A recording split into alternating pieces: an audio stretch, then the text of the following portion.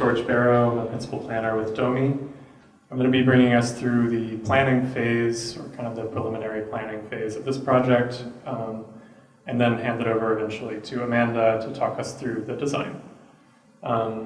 So some background. I think hopefully most people here are familiar with Boundary South Neville Street because it's just right there.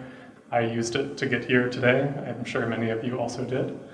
But it's an important connection for Oakland and the whole East End, really. It's the main entrance to the Junction Hollow Trail for the East End, so it's a critical cycling and walking connection. That's how a lot of people experience it, but it's also a crucial vehicular connection, particularly for people in South Oakland. This is how a lot of people in South Oakland access things in the East End. Past planning efforts, including the Oakland Plan, led by the Department of City Planning, have identified this corridor as a multimodal connection that needs to be added. So, knowing all this, we undertook this project. The goal of this project is to identify opportunities for traffic safety and streetscape improvements, to develop an implementable, safe, and accessible design for the corridor, and finally to create cost estimates so that implementation funding can be pursued. I want to pause on this to make sure that that's clear, that implementation funding is not yet guaranteed. We don't have it. What we're doing right now is coming up with what the plan is so that we can use that plan to pursue that funding, whether that be through the city itself, through grant opportunities, all the funding opportunities that we can go after, we'll pursue. But first, we need to know what to do.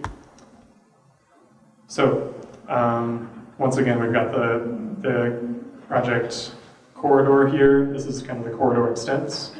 So you can see that for the purposes of this project, we're looking at the corridor as starting at 5th Avenue. That's up at kind of the Oakland street level, and then south down into the ravine and into the Panther Hollow neighborhood. And then finally, the corridor terminates at the Junction Hollow Trail entrance. So no changes are proposed to the trail itself. Once you're in the park, that's outside of the scope of this project.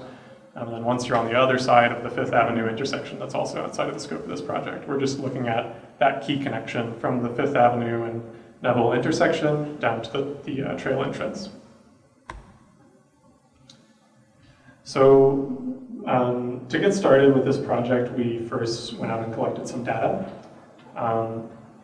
We went out and collected traffic counts. We counted vehicles that were using the corridor back in March. This was before the present utility work that is occurring on that street now. Many of you may have traversed that on the way here. I know I did. Yes, this was when the corridor was operating as normal. There were just over 3,000 passenger vehicles that used the corridor per day. About 120 bikes. 85th percentile speed was 25.4 miles per hour.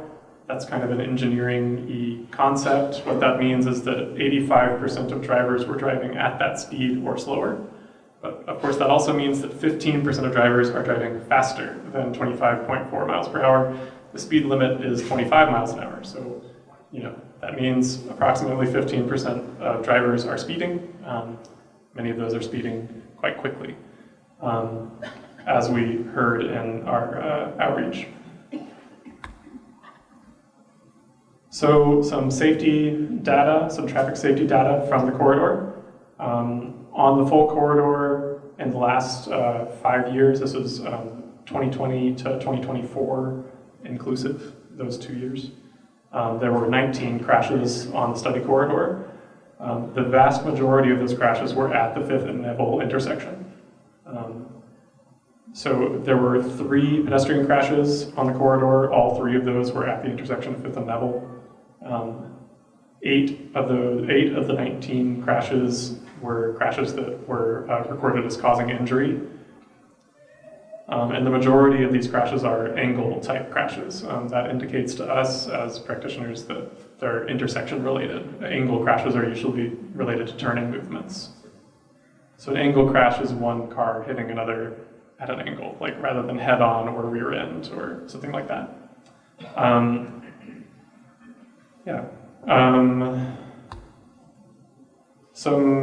A profile of the corridor. Again, many of us are familiar with it, but I want to go through it for those who aren't. It's about 50 feet of right-of-way up by Fifth Avenue, but only 30 feet of that is in the street itself, curb to curb. There's some sidewalks on each side. There's parking along the western side. As you go down into the ravine, there's actually 60 plus feet of right-of-way. There's a really wide right-of-way, but a lot of that is hillside and very steep hillside. The road itself is actually very narrow. It's 20 to 22 feet. I would say curb to curb, but there aren't curbs. It's just asphalt. So those hillsides are very overgrown with knotweed and pose a big challenge. Going farther south, we go into a residential context that's in the Panther Hollow neighborhood. This is pretty slow, pretty typically residential. This is about a 20-foot wide travelway, and there's street parking and sidewalks there.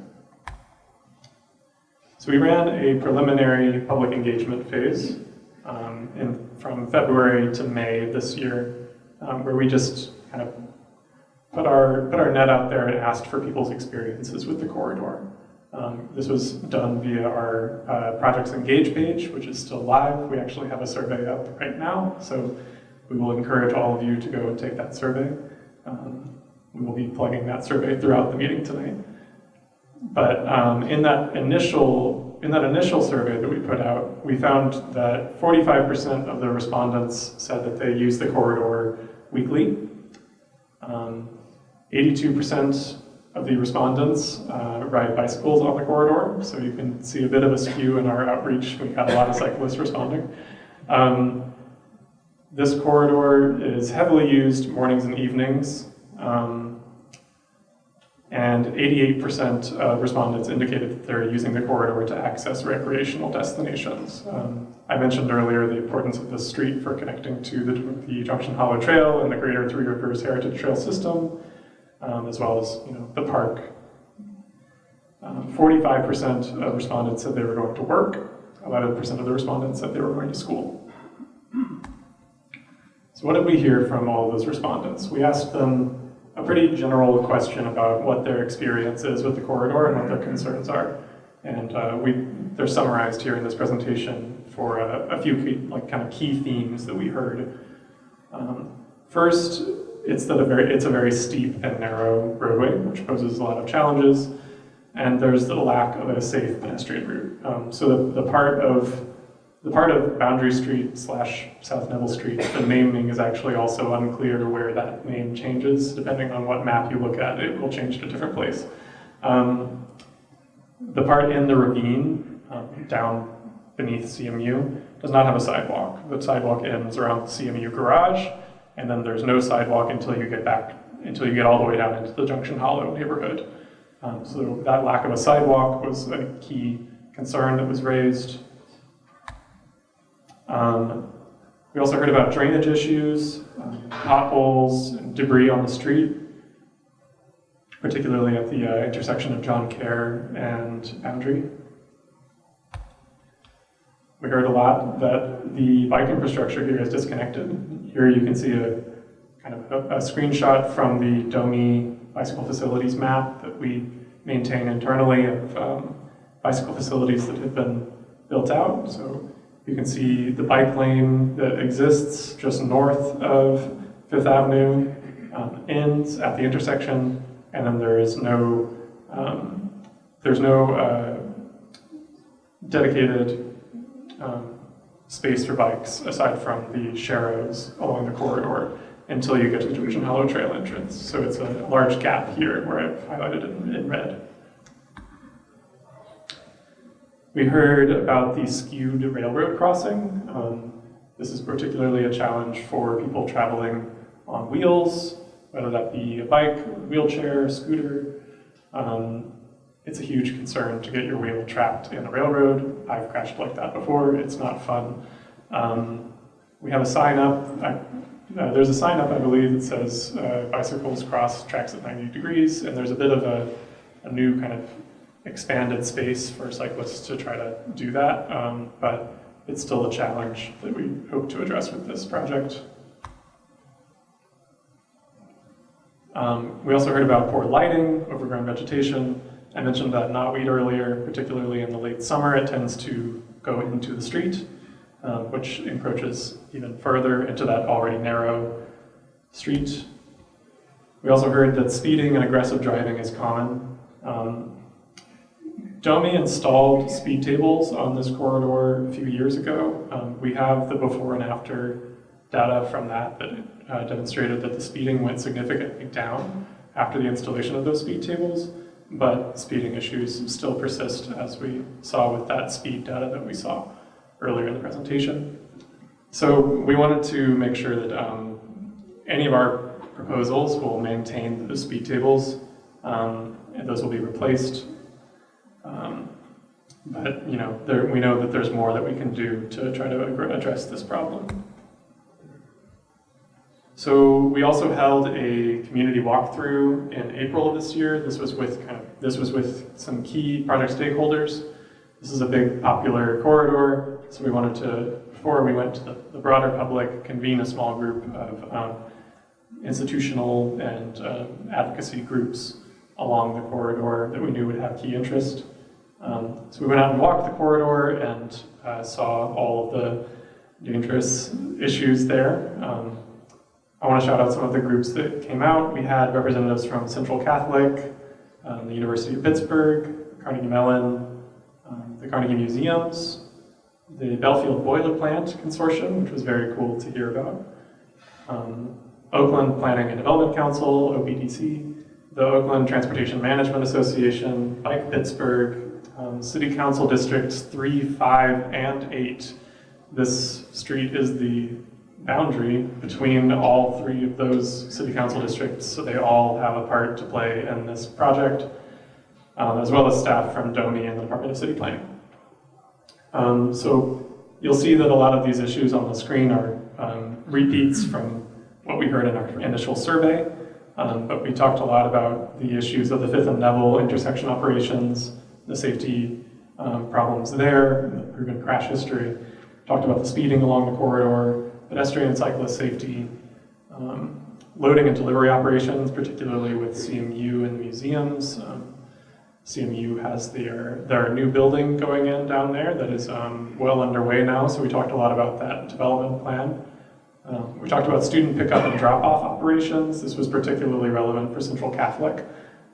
They have their sports fields are accessible via this street, and so they have to think about how to load and unload visiting sports teams and bands, which is a very interesting loading situation.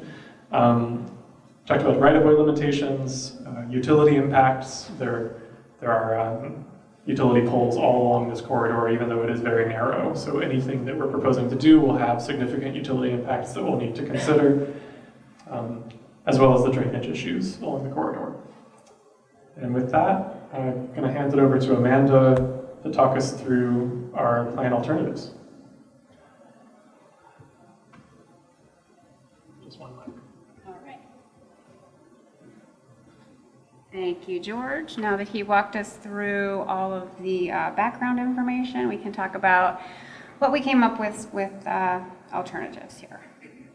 So we will start first up at the top, intersection of 5th and Neville. We did a capacity analysis to review what this might look like if there was a road diet on 5th Avenue. And so capacity analysis said that it is a potential, and so we drew it out here to show like this. This shows left turn lanes, which allows for separating out the left turn movements from the through movements and allowing arrows so that people can make those turns a little bit easier. We also have curb extensions on the eastern side of 5th Avenue. And that allows for parking and loading to happen in front of Central Catholic. On the opposite side, where the bus turns right from Neville onto Fifth Avenue, there was not the ability there to put any kind of curb extension or changes to that curb with the anticipation of the buses continuing to make that turn. So that side there stayed the same. For Neville Street itself, we have shown on here the removal of parking on the west side of the intersection, and that allows for us to reallocate that space to have an uphill climbing lane, an uphill travel lane, and then a shared travel lane, bike lane on the downhill side. When we heard from Central Catholic also was that having the parking on that far side was restricting to getting the buses in and out of their parking lot. And so that was also a consideration here with that. So Parking on Fifth Avenue. potentially. That's Fifth Avenue, one lane. yeah. Not gonna work. I think, are we holding questions till the end? Yes. Yes, I'd like to wait on that. For the alternative, so as the portion of Neville Street between Fifth Avenue and the railroad essentially is the same in both options, and that is the uphill climbing lane and the downhill share lane with sidewalks. So the two alternatives that we have shown are for the section that are between the railroad and Jonquière. So we have two alternatives. The first is the shared use path. The shared use path is proposed as 10-foot wide. It has a location in between the path and the travelway for utility corridor. Because of the slopes that are going through the area, we do have to have a wall on the side where the CMU parking lot currently is. And the other side is where the new CMU building would be, and so most of that, we have to maintain sort of the same grade in that area, so that is for that. And this is the plan view of that section near the new CMU building. So at the building, there will be a crosswalk to bring you across to the shared use path. The sidewalk from Fillmore Street down to the new CMU building will be, there's currently an asphalt path on that side. That will be upgraded to actual sidewalk and then extended down to the building. On the other side of Neville, where the buildings currently are, the uphill climbing lane you can see there, and then the sidewalk is extended down to the shared use path. The railroad crossing is separated with the sidewalk, bicycle, and traffic are all in separate areas. So they have their own space there. And that section continues down to Jonquière with the shared use path and the two travel lanes. So that's what we see here. At Jonquière and Boundary Street, we have George mentioned the drainage issues that we have down there, so there's some reworking of the drainage in that intersection, potential for some movement of utility poles so that we can have the path, and so some of those items are shown on this plan. There's opportunity for landscaping in front of the new Duquesne Light building there. And alternative 2, again, this is the section between the railroad and Jonquière, so it is the climbing lane with the sidewalk.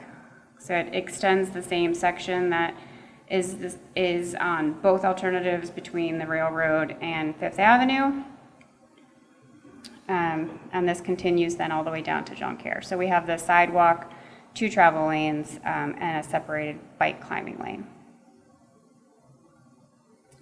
There are also walls on this one. And again, that's, because of what we're working with there in the grade and the hillsides. So here we can see that in plan view. The blue is the sidewalk.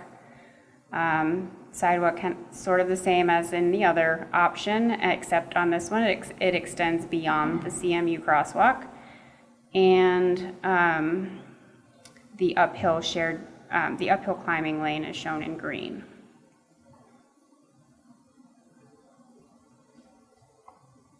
And then when we get to John Care, again, regrading in the intersection, working out some of the drainage issues that are there, continuing the sidewalk through so that we have equal pedestrian access all the way around the intersection. And then we'll also work on fixing that drainage issue that's there with some utility relocations. Alternative comparisons, these are, on these 2 slides here, we kind of highlighted the differences between the alternatives. As I noted, the section between Fifth Avenue and the railroad is generally the same. So there's nothing really highlighted on here that's different. But we have the sidewalk, high visibility crosswalks, and a leading and pedestrian interval at Fifth and Neville, which are improvements to that area. The bike climbing lane and the downhill shared lane system there. Utility impacts, similar on both of those, because sort of the same improvements for both. And then there are also railroad impacts because the railroad flashing equipment is fairly close to the existing roadway, so any bit of widening is going to mean those are going to need to be relocated. So that's a coordination effort with them. And then on the section between the railroad and John Care, we see the differences here highlighted. So the bike facilities are different in that we have the 10-foot shared use path on alternative 1 or the climbing lane on alternative 2. Pedestrian accommodations, alternative 1 is just that shared use path, but alternative 2 includes the 8-foot sidewalk. We do have walls. Alternative 2 is a bit wider section than alternative 1, which is why there's more walls there. And because more walls, we anticipate that to be the more costly alternative as well. Utility impacts, the utility poles will need to be relocated outside of where the cartway and the bike shared use path ends up being. And then the rest of this is fairly similar here, just the drainage impacts and the railroad impacts to note there. And then as we move down to John Care to Junction Hollow, which we really didn't go through a whole lot on the plan view, but it's anticipated that would just be traffic calming, such as speed humps and crosswalks, as well as shared lane markings that come down to the trailhead.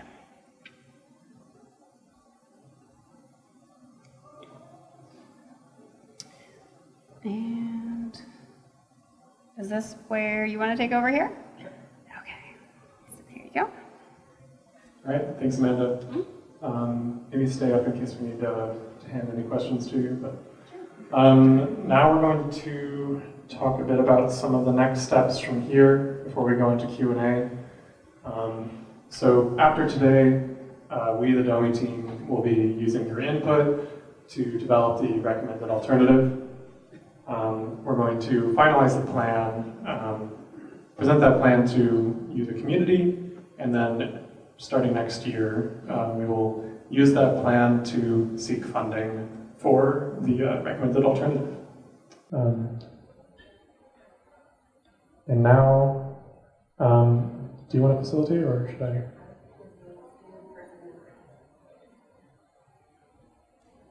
All right, so we're going to start in the room. We're going to have 2 questions here, and then we're going to go over to our online folks in case they have any questions.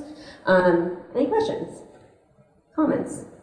Okay, sir. And I'm going to pass the mic so our people on Zoom can hear you, okay? I'm wondering, when the construction is completed, will there be significant changes in the traffic patterns from before the construction? Is there parking that's going to be driving through the hollow to get to that building that's been constructed?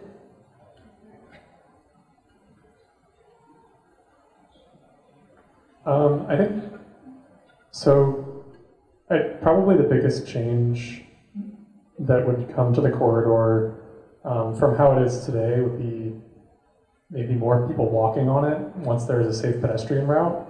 That is one thing that we've had to really consider as we've been going through this planning process, is that we don't really know what the real demand is for people walking on the street because it's so unsafe to do so right now. But pertaining to the CMU building being constructed, sure, I think Bob will have some very detailed stats to share about that building, but that is not really our purview at the city. Thanks, that's a great question. So the new building will have a 115 car parking garage that is underneath it with direct access for daily parkers, the people that we rent out, which will probably be about 2/3 of the garage, which will be off of Neville. And then, so coming, with the majority of them coming down Neville from 5th Avenue is what our traffic forecasting is showing from where people are coming. There will be about 30% of the garage will be open for daily use to support the art gallery that's in there as well as the restaurant. And that will have access via the Museum Drive on Forbes Avenue. So what they'll do is they'll come down the Museum Drive. We recently worked with the museum to push their ticket booths further down the hill. If you've noticed, and they've upgraded their parking system as part of that. So you'll go down the hill, follow the lower Museum Drive, and there'll be a turn into our new garage that'll support for daily users. So the people that are coming there kind of for the first time to go to the art gallery or to go to the restaurant, they'll be coming off. We assume that many of them will be coming from Forbes or from 5th, down Craig Street and then crossing Forbes to go down the Museum Drive to get to it. Daily parkers, most of our modeling is showing that they're going to come from 5th Avenue down Neville and then turn into the garage. And how many was that? At 115 is the total amount in the building, which is, just as a note, before we built the building on that site, there was about 170 parking spaces on that site. Okay, so not actually a change. It's actually a reduction. Actually reduction. The museum and the art gallery people will kind of out of scope for this project. They'll be coming a different direction. Right. It's the workers, the people who are renting space. Please use the microphone. Oh yeah, please use the microphone. All right, you're good to talk. Sorry, I was just saying that the people who are coming for the art gallery and so forth will be out of scope for this project, coming from a different side. The workers who are in the building leasing parking, they would be the ones who would be coming down Neville. That's right, that's what our modeling is show. Thanks, Bob. I hope that answered the question.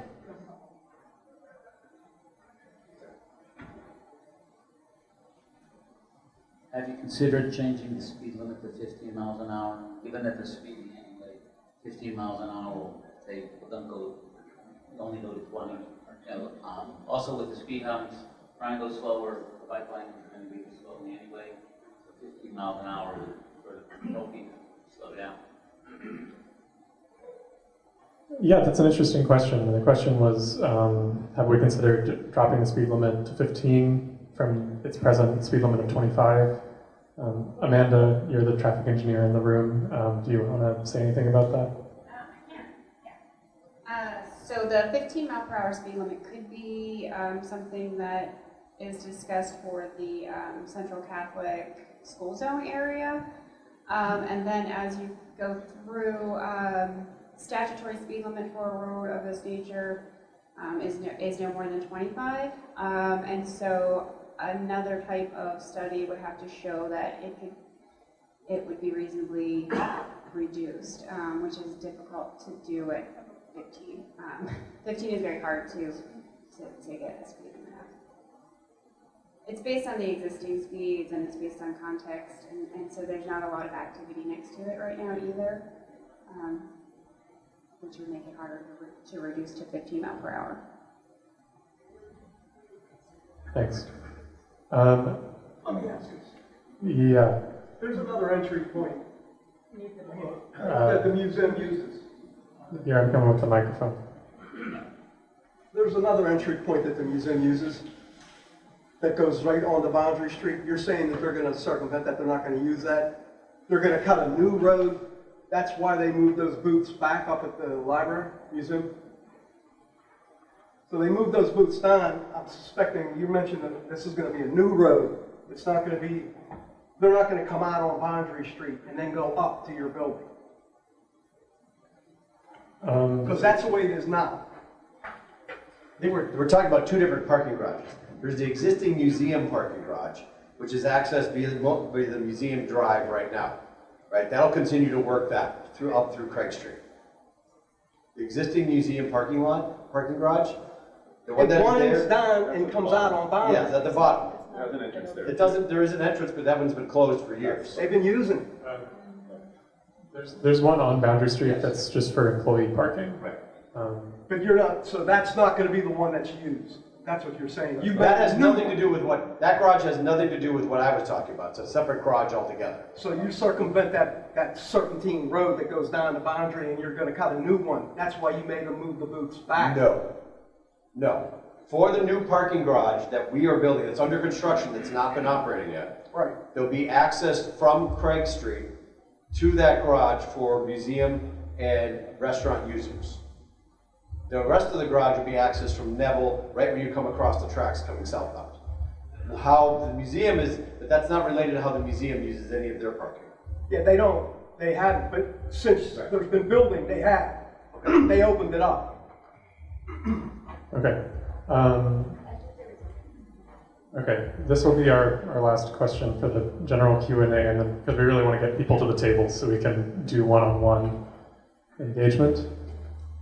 I'm not conversant with what you were saying with parking on, like, the houses across from Central Catholic. Which side of the street? Are they on the house side of the street, the parking you're in your plan, or on the Central Catholic side of the street? The question was about the parking on Neville Street, just south of 5th. Yes, so currently there is street parking on the western side of that street. That is the side of the street with the houses. And that is the side of the street where we are proposing to remove that street parking.